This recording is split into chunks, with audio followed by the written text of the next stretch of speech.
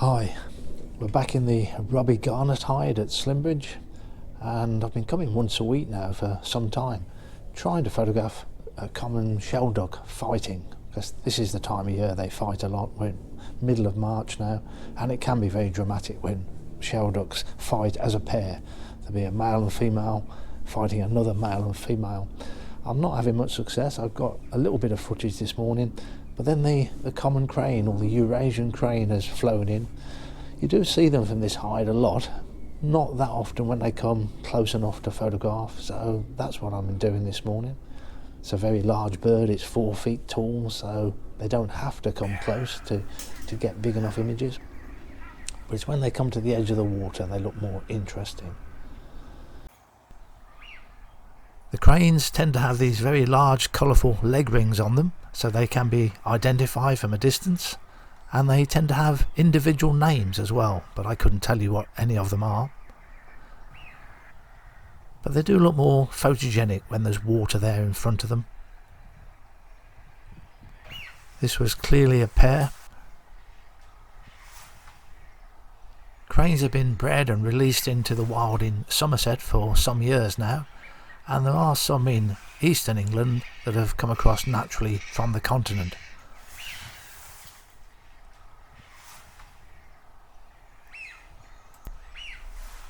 It's now thought there's about 200 individuals in the UK, and in 2019 there was 47 breeding attempts.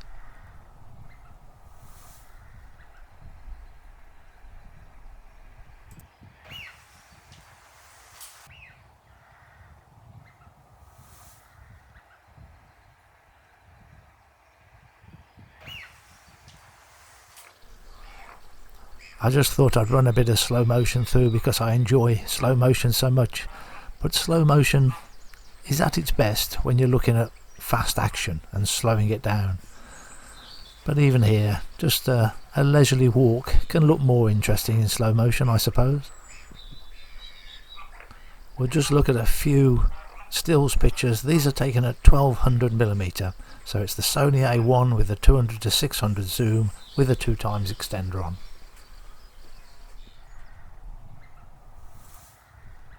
Now we'll move over to the rushy pen hide.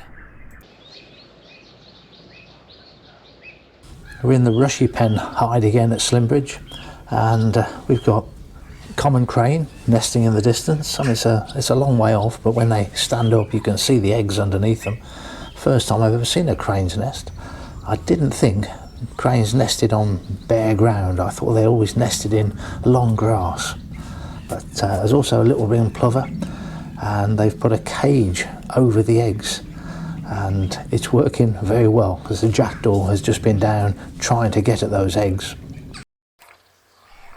Now that is the sort of position I would expect a crane to nest in, long vegetation, and on an island ideally, but they can just be by the water's edge. And this crane was looking very purposeful. When I first saw the eggs there was no bird on them. You could just about make out two very large coconut sized eggs. But this bird seems to be having a purposeful journey. He's heading somewhere. He didn't fancy getting wet a second time, so he flies across. And then this little mound you can see to the right has got two large eggs.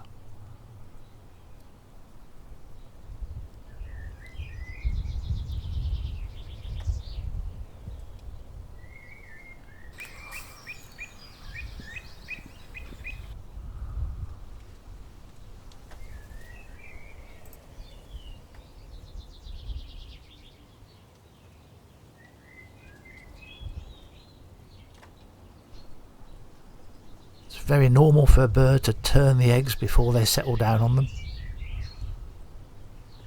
but it seems to go down with quite a thump.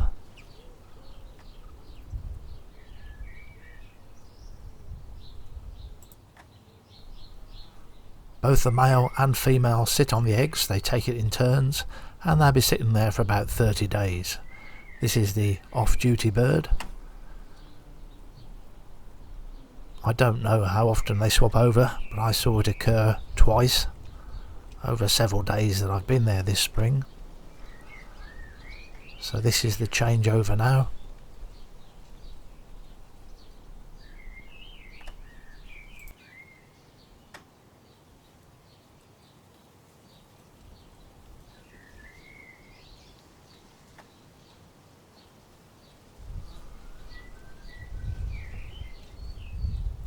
And I guess when you've been sitting still for such a long time, you need to stretch your legs.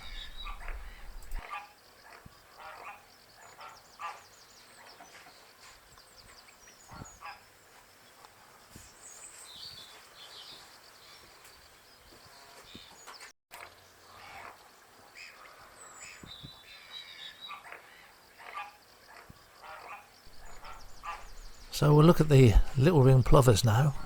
They're on that area of green just in front of the hide. Much smaller bird. And this is the cage, and in the middle of that cage you can see a bird sitting on the floor. And I guess as soon as they made a nest scrape there, the staff put that cage around it, and it's been there on previous years as well, and it was doing a good job because this jackdaw knew there were some eggs there.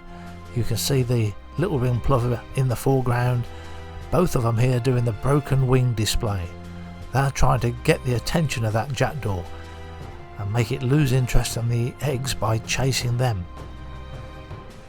It's a frequent bit of behaviour you see with waders.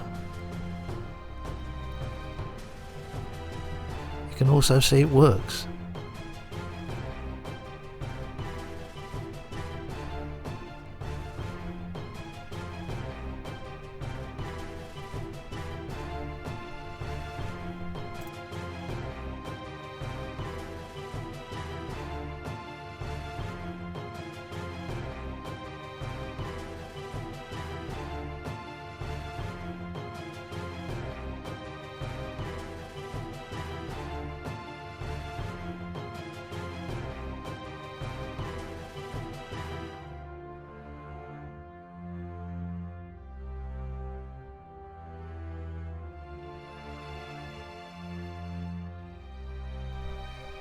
Eventually the jackdaw loses interest and the plovers return to the cage.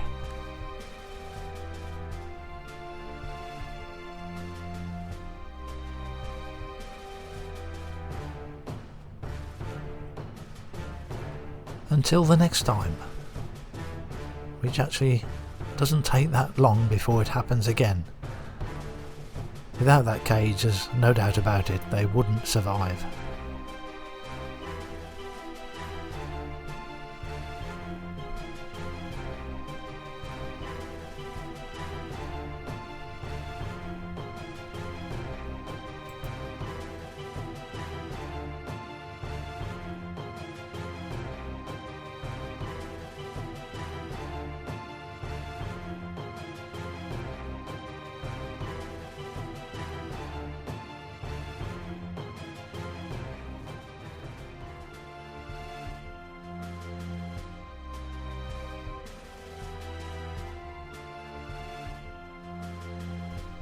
Now this was the best bit of footage I got of the broken wing display. The bird was close enough to me.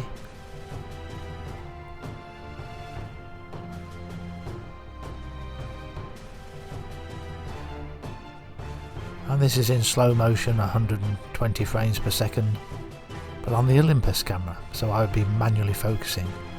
This was perhaps the most dramatic bit. In the viewfinder, I could just about make out what was going on. I saw that the bird had been grabbed, but then the next bit, the other adult jackdaw coming in, I thought had got another little ring plover in its bill for the first split second. And then as I managed to focus on it, I could see that it wasn't, it was a bit of fluff.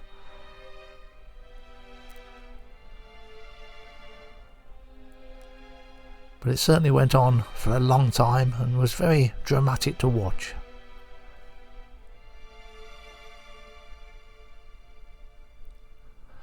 Thanks for watching.